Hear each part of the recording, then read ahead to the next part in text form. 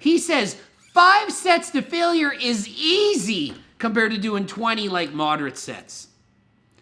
Does he know what a set to failure looks like and how hard it is?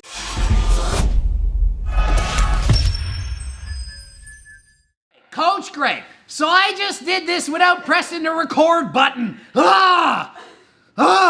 Okay, so Mike Israetel, he was on a show, it's on a YouTube channel called The Lifting Dermatologist. So it's a dermatologist and he's all about, you know, lifting weights, HRT. I actually went on this program myself to talk about HRT and whatnot. Okay, so in the video, it's describing Jeff Nippard and Jeff Cavaliere.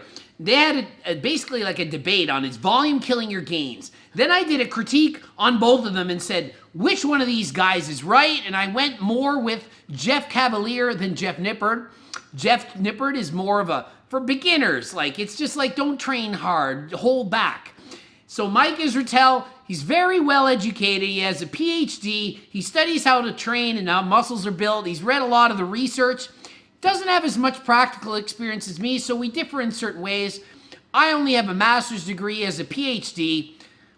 Maybe he had an A+ in his PhD. Maybe he had a C. I don't know.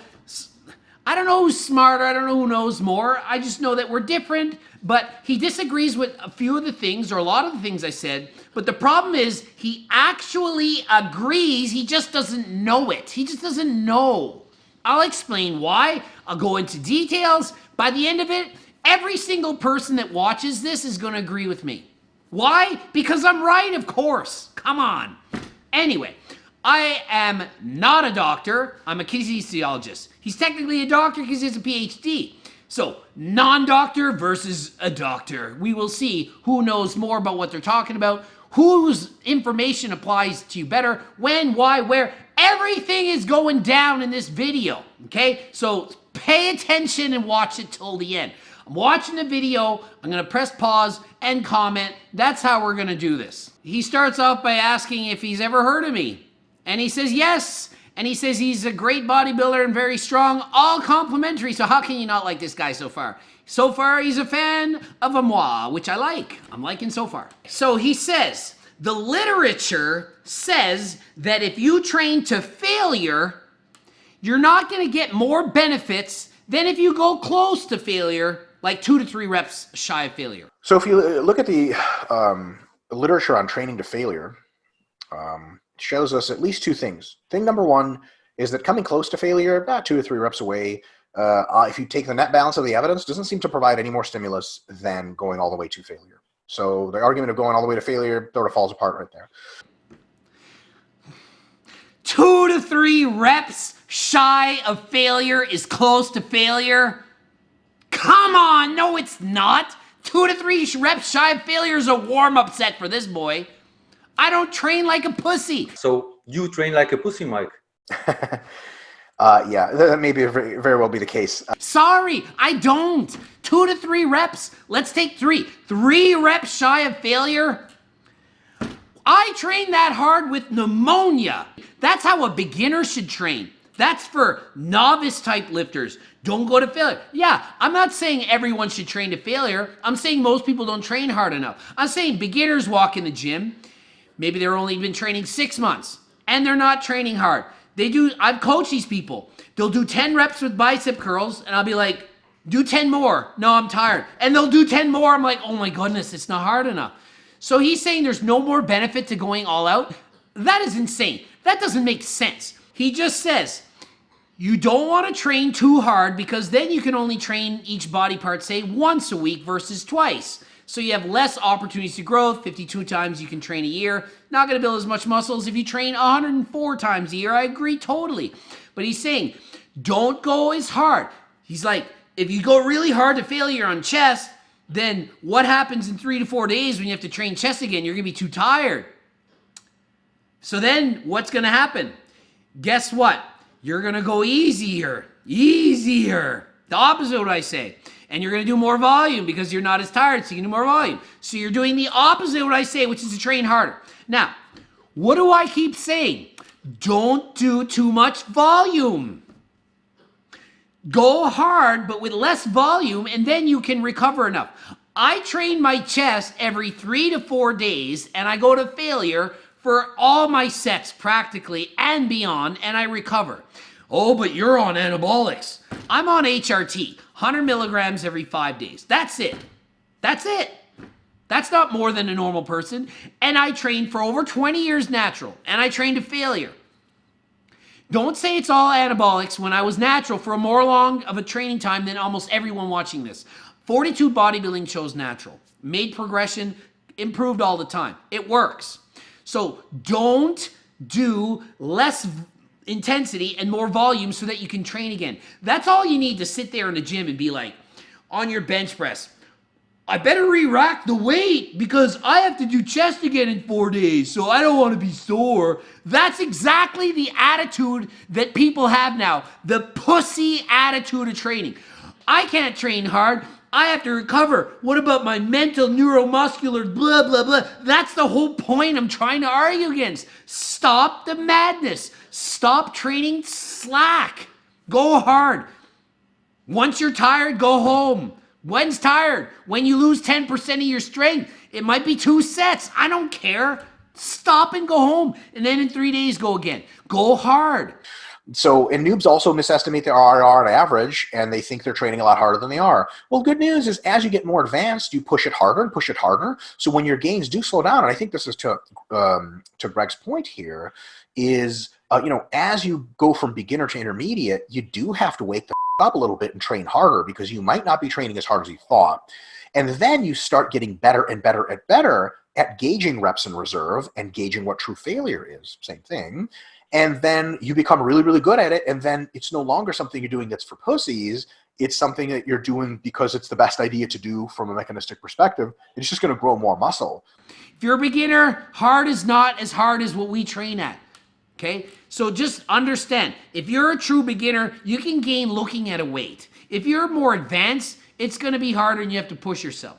As you get better, go harder, more volume. You'll know, I can go more sets. I just can. If you're a power lifter and you want to be really strong in the bench press, say, get a world record. You think I'm only going there and putting on 450 and doing a set of 5 if I can do 9 with it? You think I'm doing 500 for 1 if I can get 3? That's not going to peak my strength out. You think when I trained for the Guinness Book of World Records for reps, for deadlift for reps, that I only trained and left 2 to 3 reps in the tank? I went all out as hard as I could go. This holding back stuff is for beginners and amateurs and people that don't want to get the full benefits. It applies to a lot of people. At least half the population don't need to be at their best. They just want a little bit better. That's fine. If you want to half-ass your training, that is fine. You don't need to be perfect. Same as your diet. You don't need to eat great all the time. You don't need to eat 5 meals a day. You can eat 2 if you want. You can fast. You can go keto. You can do carnivore. It doesn't matter. You can do any diet you want. Doesn't mean ideal. Greg O'Gallagher looks great. He does it all wrong. Doesn't care about looking amazing. He just cares about looking pretty good. He could be way better. Doesn't need to. Okay, so then he says, and he agrees with me again. Now, most literature is on people who are relatively untrained or completely untrained, so you could surmise hypothetically that going really close to failure is much better for the very advanced, and it has a very distinct benefit, and I'm open-minded to that. As noticed, most of Greg's audience is not advanced, and they would do very fine with submaximal training. He's like, well, Greg says you need to train to failure to really grow. He's like, yeah, if you're advanced, you probably do. I'm open to it. I think it might be true. Maybe, I'm not sure. I'm open to it. It's debatable. I'm not sure. So basically, he agrees with me. He's like, but most people aren't advanced. Most of my audience watching is not advanced. That is true. But most of my audience watching are not training hard enough. I'm not saying go to failure on every set and beyond like me. I'm saying train harder than you did last time. He can talk with his scientific every term, and I understand them all, and you can watch his videos, and 5% of you will understand what he's saying and do it. The other 95% won't not understand what they mean. Minimum effective volume, maximum recoverable volume, RPE this, how much sets, neuromuscular. It's all these scientific words that most people don't understand. Mine is train harder. 99% of my audience understands what that means. It means whatever you did in the gym yesterday, do a little bit harder today. Easy to understand. He's like, oh, hold back RP 7 to 8, 6, 5, mesocycle, up this deload week, that. Just train harder. Who makes more sense? Whose advice applies to the regular person more? It's making it sound like my advice is only good for the elite, advanced, genetically blessed, advanced 10 years of training guys on anabolics or something. No, my advice is train harder. He just said, I would bet training to failure actually builds more muscle. Quoting him. I win. He agrees with me. I mean, they debate, they try to make it sound this and quote studies, and then it all comes down to Greg is right.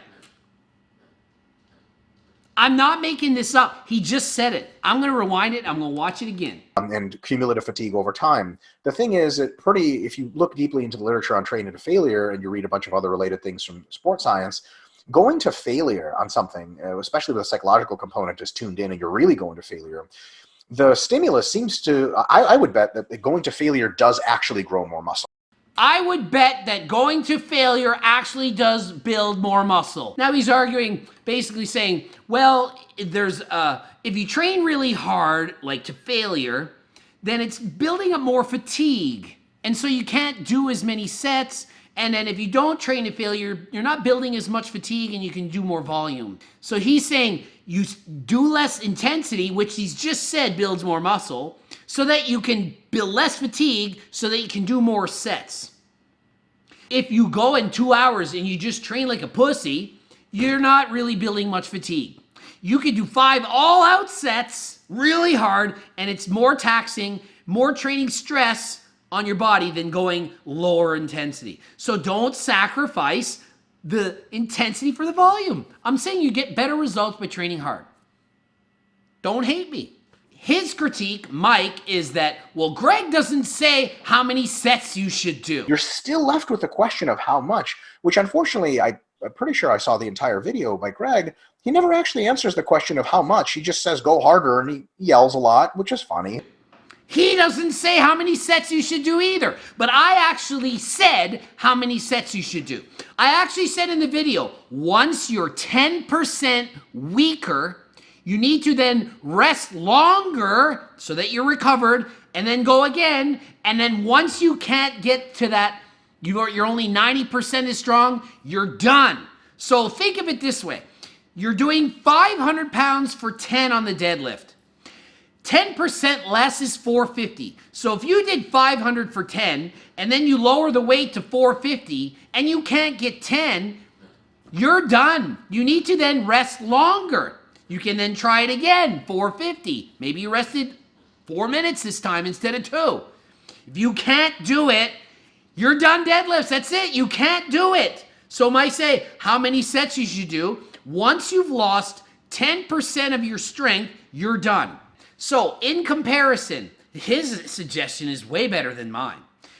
You should do 3 to 10 sets per muscle with RPE or reps in reserve or whatever of about 3 or 2 to 3 reps from failure. That doesn't give most people an idea of what to do. 3 to 10 sets.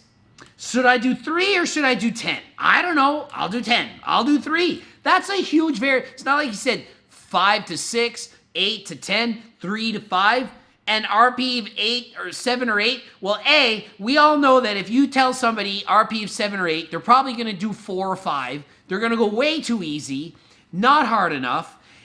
It's just not going to work. And mine, it's not good enough because I said, once you lose 10% of your strength, how hard is that to figure out? I know not many of you know math, but 10%, it's, if there's 100, you take off the 0, and that's 10, that's 10%. If it's 200 pounds, you take off the 0, and it's 20 pounds less. If you're lifting 500 pounds, you take out the end 0, and it's 50 pounds less. Is that hard to remember? Can you all remember take out the 0 of the weight you're lifting? So let's listen to this. So you're bench pressing 250 pounds. How much less do you try? You take out the 0 and it's 25 pounds. 250 minus 225 minus 25, 225. If you did 250 for 10, and you rest 3 minutes, you can't do 225 for 10, then you're probably done. That's it. It's not that hard. All these people on these kind of programs, you know how they train? I do 5 sets of 10 with the same weight, and it's 10. I'm like, then you did 5 warm-up sets.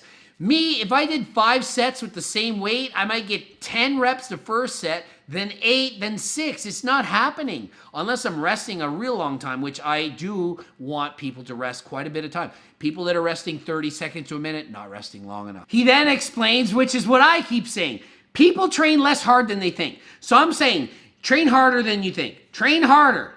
He's saying, well, people do this stuff, and then they're like, oh, four reps shy of failure, 4 reps in reserve. Then they get to the okay, this is your all-out week, and they do 5 more reps than they did when they thought they were 1 rep from failure. They didn't understand, so he's like, you have to learn what failure feels like. So he's agreeing with me again. People don't train hard enough. They don't even know what failure is. People can go, there's been studies, and it shows, you can do like 5 reps more than what they think is a hard set. You tell them, no, really hard, and you scream at them, and they'll do 5 more reps than they thought they could do. That is the typical person.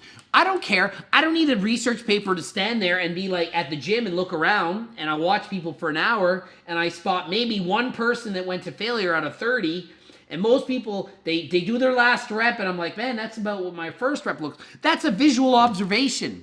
I get information by watching, okay? I know that people aren't training hard enough. If it's your first day in the gym and you're trying to train form and you've never done a deadlift before and you stop, that's all makes sense. But for most people, just train harder.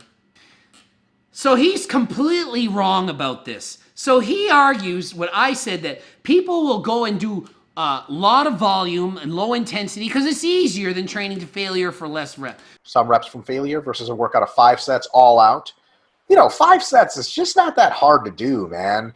5 sets to failure is easy compared to doing 20 like moderate sets. Does he know what a set to failure looks like and how hard it is? I'd love to see him do a Guinness Book of Record set to failure and do 5 of them in one workout and say it was an easy day versus doing 20 easy sets. It's like going for a 2-hour bike ride versus at a joyride pace versus doing 5 minutes all out up a mountain. The 5 minutes all out needs so much mental, physical, and at the end of my bike, I did a Zwift bike race, and I'm riding, and my heart rate's 189, and my max heart rate of my life is 191, and I finish, and I'm like, I can't even imitate it, because you can't fake the gasping for air that happened during this. 189 heart rate!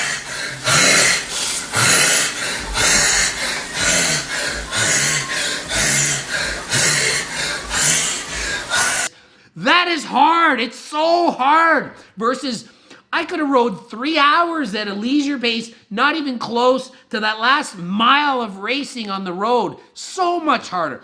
So I completely disagree with him. He thinks that it's easy. Anyone can do 5 sets to failure. 20 sets is way harder not to fail. No! 5 sets of failure is way harder. Not even comparable. So wrong. So he says, oh man, if somebody told me I only had to do 5 all-out sets of legs, man, I could move the world. I could go crazy. And he's like, if I only had to do it once a week. Did I say once a week? Do it twice a week. And he doesn't even do much sets. He's like training each body part like 3 times in a week. Whatever.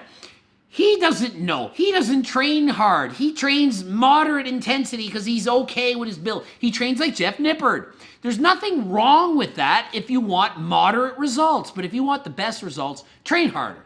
So he compares my training intensity of like really all-out sets, but for less volume, versus like 20 sets, not as hard, to being stabbed in the face for 30 minutes. I could handle that. But imagine being stabbed in the face for 2 hours on a lower intensity. That would be like way harder.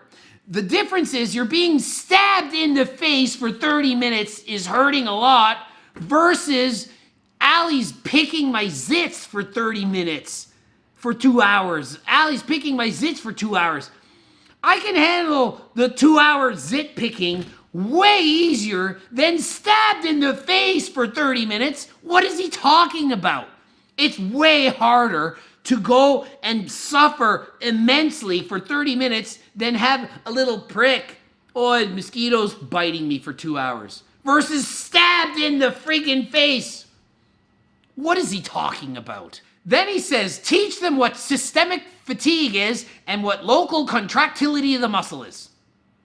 Yeah, just teach them that. Oh yeah, I'm at the gym. Oh man, I'm centrally fatigued. The contractility of the muscle has gone down.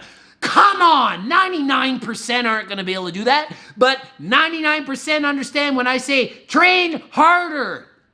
90%, maybe not 99, understand 10% less. Take out the zero.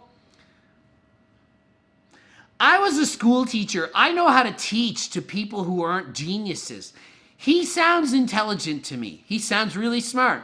I understand what he's saying. I get it. But most people don't have a kinesiology degree to understand what he's talking about. A lot of people with PhDs don't understand what it's like to be normal. My twin is a PhD chemist, professor of the year, highest average university, smartest person I know. He teaches geniuses chemistry and thinks they're not smart. I'm not making this up.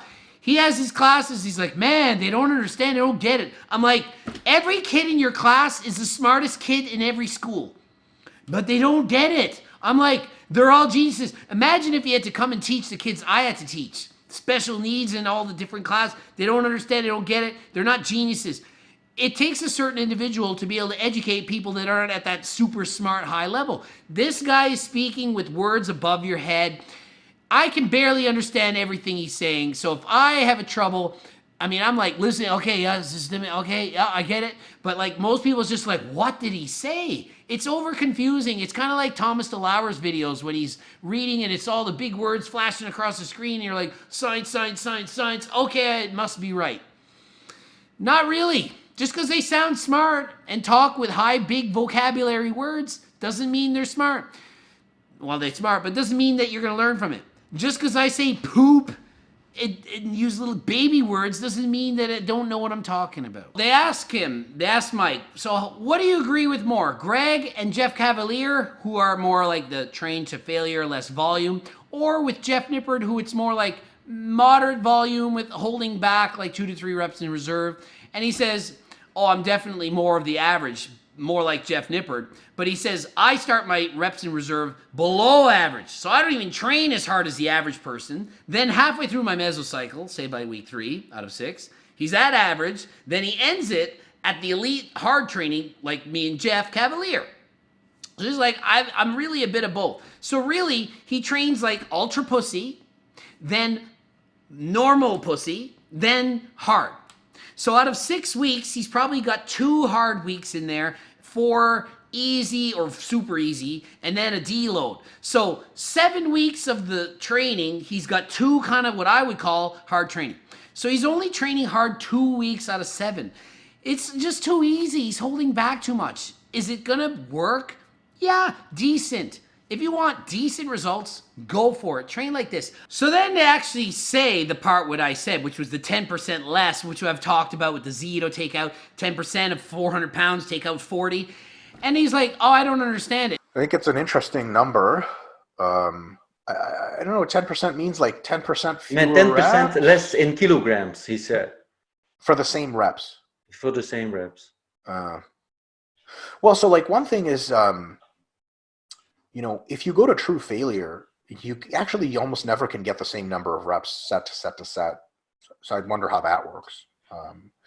So like if you do a set of deadlifts for 8 truly to failure, your next set, unless you rest maybe 25 or 30 minutes, is not going to be 8. It's going to be like 4, maybe 6, right? And I don't know how how much of a rep drop off does he say you should have until you shouldn't do it anymore? I don't know. So I think that's I would view it as mildly arbitrary advice. So he doesn't understand that. So it went over his head. Okay. So he doesn't understand, take 10% less weight and do the same reps. And if you can't, then you're too fatigued. He doesn't get it. So he gives the example. Well, let's say I did a deadlift of 8 reps. Then if I train to failure, then I'm probably only going to get 4 to 6 reps on the next set. So how do you know what 10% is? Like, how does he know? He doesn't explain how many reps less. 10% less weight. I don't know how to explain it any more simple here. If you had 400 pounds for 8, then you should put 360, and if you can't get 8, then you're too tired. Then stop deadlifting. Do you get it now? I bet he does. I'm a school teacher. I bet he knows it now. So you're saying it's mildly arbitrary advice. Well, yeah, it's kind of arbitrary. I could have said 9% or 11, and it varies. Some people with more muscular endurance, like me, can handle more muscular endurance, more reps. Some people have less muscular endurance. I'm really good at endurance because I do cycling. I was a triathlete, Guinness Book of Record, reps, deadlift for reps. I can do a lot of reps with a high weight, but not a 1 rep max, true max. So you get a guy with a 1,000-pound deadlift, he's probably not going to deadlift 400 pounds for more reps than me. But I can't deadlift 1,000 pounds, so he's stronger, but I'm more endurance, okay? So that could affect it. So 10%, is it arbitrary? Yes. It might be 12% for you. But it gives you a general idea. Arbitrary, how's this for arbitrary? Do 3 to 10 sets with an RP or reps in reserve of 2 to 3 reps in reserve. 3 to 10, that's pretty arbitrary. At least I gave it 10%. I could say 8 to 12% less, then stop. There, boom, done, okay? So he says you could have more objective numbers rather than my 10% example, and it would be better. For example, his systematic fatigue, and when the contractile fibers are not being felt by the biceps during a set, and you ask them and say, how does your bicep feel? Are the contractions feeling okay? Is that more scientific? No, it's not. Just train harder, and when you're tired, but what's tired? When you're freaking tired, stop, okay? And how do you know? Harder than last time. So if you're tired, but you're more tired than last time, then stop. I mean, it's common sense, people. That's what I mean, the scientific mumbo jumbo. People get too wrapped up in this scientific and hold back and the mental and the this and the, oh my God, just train hard. And when it's freaking, you're done, go home. Okay? That's it, simple. They then say how I mentioned that I often train beyond failure. And then he asks to Mike, is that a good idea? And his response is, yeah, it probably causes the most muscle growth. He agrees with me. I'm telling you, he agrees. Mike agrees with basically everything I say. I bet if we were in the same room or in the same gym and we were training and he was watching me work out and I was explaining, he'd be like, you are training amazing and optimal for your growth and everything makes sense. But it's like they have all these scientific papers and they're trying to sound like it's this and that and trying to make it too scientific. I don't know why they have to do this. But it's not something that 95% of people can watch his video and make sense of it. I think his video is good for coaches who are trying to make training programs, who are advanced knowledge and coaching beginners. So advanced, intelligent, super smart, educated people who are coaches can learn from him to make beginner and moderate, like intermediate training programs for their own clients. But I don't think that his information is going to be very good for the average person that doesn't have a science degree and can't understand it, just above the head of understanding, versus me saying train harder. So in summary, they just close it out by him saying, I like Greg's videos. I especially like the comments when Greg comments back to people who are like saying he gets all worked up and he writes and this stuff. So he definitely watches some of my videos, and I think that he does say I have some good information, some good knowledge. Doesn't agree with everything. Nobody agrees with everything. I agree with a lot of what he says. I like this guy. I like his information. I can learn from watching his information because I am a coach with that background of knowledge, and he does read scientific research studies. To me, this is Jeff Nippard. Him and Jeff Nippard are very similar in their knowledge and their education and it's all based on studies. I'm a little bit of the studies guy, but with the practical experience to go with it and the coaching experience. So, follow this guy, Mike Israetel. I will not pronounce it right. Mike Israetel. Follow him, follow Jeff Nippard, follow Jeff Cavaliere, follow me, compare all the information, see what makes the most sense. Don't forget, subscribe. Press that subscribe. Click that bell button. I hope you like this long video. If you want to see more information, you have to see the Jeff and Jeff video from Jeff and Jeff Cavaliere and Jeff Nippard where I critique that. That's what it all comes about. And be sure to watch this. What form of cardio burns the most fat and calories? That is a good video. You're going to learn from that. GregDoucette.com for coaching. Greg Doucette, IFBB Pro, Instagram. Follow me there. Till next time, I'm out.